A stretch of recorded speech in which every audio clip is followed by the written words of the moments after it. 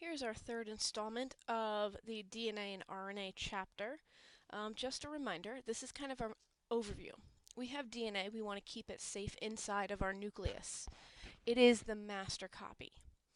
When we need to use it, we make a little molecule called RNA. And then we want to make protein. That is our end product. So you can see this picture. This is the overview of the section. We have DNA. It goes through a process called transcription, which makes RNA. That RNA comes outside of the nucleus and it will make protein. The protein is here. So proteins such as insulin for when we need to uptake some sugar in our blood. The when we stand in the sun and you tan, the protein that's in your skin color. So this is all happening every day, every second, making the protein. So RNA, it's very similar to DNA. It is made of nucleotides, but it has three main differences. The sugar is called ribose, that's why it's RNA and not DNA. RNA is usually single-stranded. And so that the cell can tell the difference, RNA contains uracil, where we had thymine. So when you would have paired adenine with thymine, now you have uracil in thymine's place.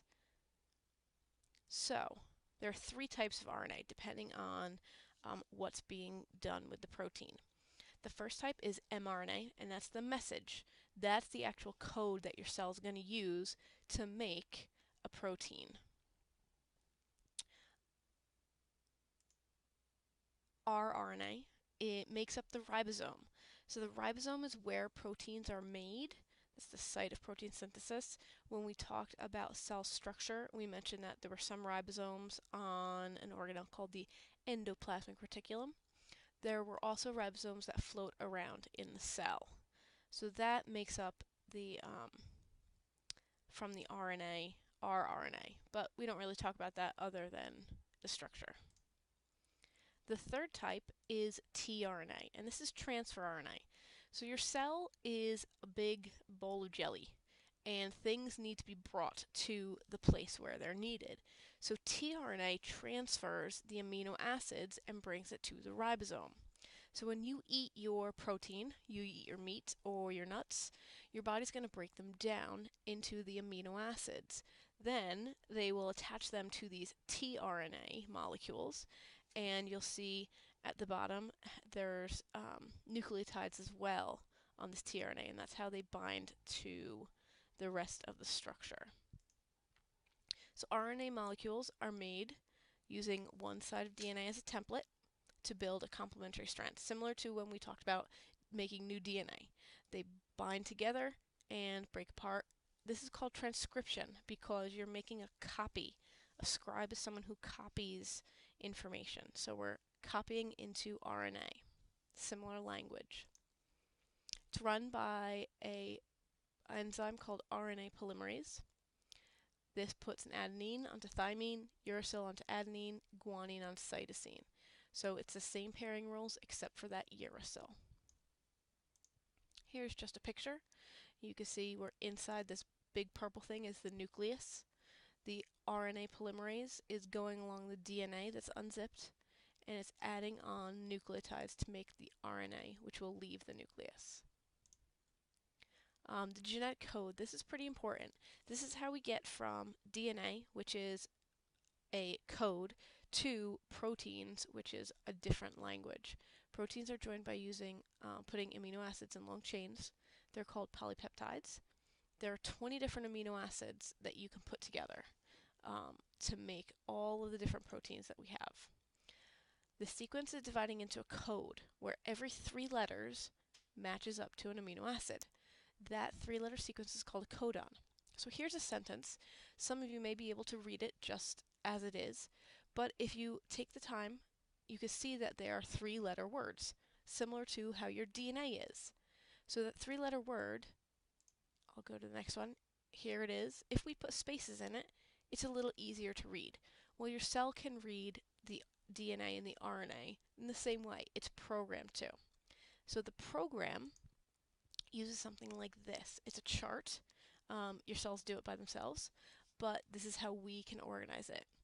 When you have those 3 letters of the codon, you start with the first letter in the middle of this chart. So you can see there's 4 choices, A, G, U, and C. Then you go to the second letter and say it was a U, the first letter. The second letter would be one of these 3. And say U. And to get to U, you would come here, and phenylalanine would be your amino acid. So let's try it. AUG is the codon. So you start in the center, A. That gives us this corner of the pie. The second letter is U. Third letter is G. That would give you methionine, which is the amino acid that would be put on. We'll practice with these in class. So that process of going from the RNA to the amino acid along the outside of that chart is called translation. We're changing the language. We're going from A's, T's, C's, and G's to those words like methionine. It translates the sequence of nucleotide bases into amino acids. During that translation, cells use information from messenger RNA to produce proteins at a small factory called the ribosome. RNA is made during transcription, remember that. And then the mRNA will bind to the ribosome. It becomes a little conveyor belt, which you'll see in a minute.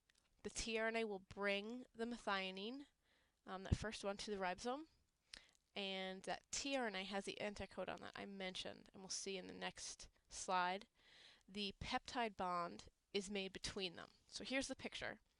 This is mRNA down at the bottom. There's 3 tRNAs. You see this one coming in. It has UUU as the anticodon. The codon is AAA, and they will pair up with their shapes. And up top here, it's cut up out of the picture. There would be an amino acid, and you can see here's 2 already. There's a green one and a blue one. This would be a peptide bond made in there.